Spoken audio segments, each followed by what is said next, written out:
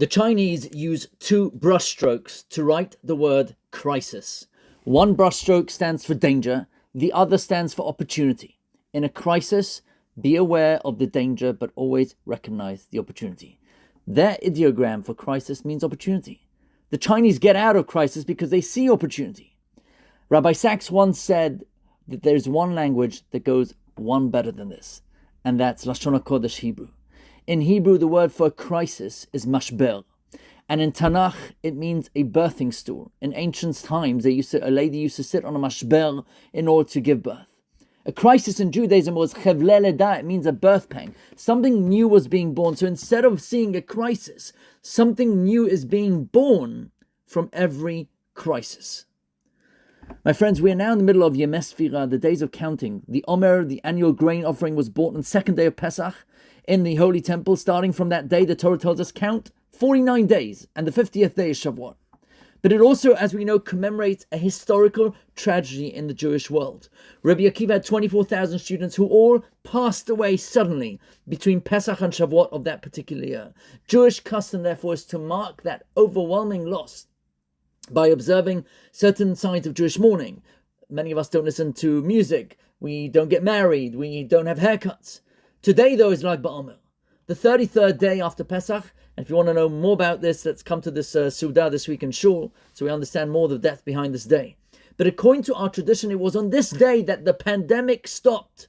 And it's on this day that is observed in many Jewish communities with fire and singing and dancing and celebration and music. This is very bizarre. Because if there's hundreds of daily losses that were happening every single day, that means that there was very time, if ever, to grieve. And then surely the day where there were no further deaths should be a time to pause, a time to mourn, not a time to celebrate.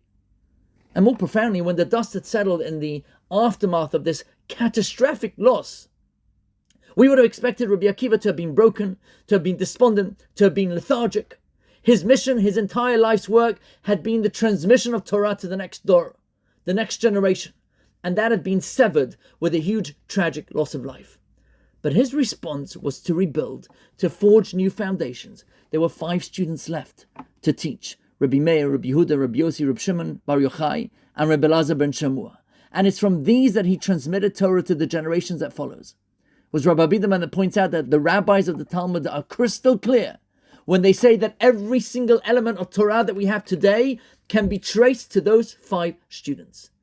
And if we think for one moment of the world that might have been if Rabbi Akiva had not picked himself up with Herculean effort and rebuilt and started again, that would have been lost. Therefore, it's like Baomer that reflects on Rabbi Akiva's, heroic response to tragedy and the rebuilding of Torah. It reveres the attitude that failure is not a time to become introvert, to become lethargic, to become depressed, to become despondent, but to recognize that there is now a new responsibility that exists, and to try and embrace that with the new opportunity, with alacrity, with vigor, with zest. The lesson for us today is that Hashem should infuse us, each and every single one of us, with the strength, the capacity, the fortitude, and the energy to always be able to transform our moments of despair to times of courage, times of renewal, and a new opportunity for a better world. Chag Sameach.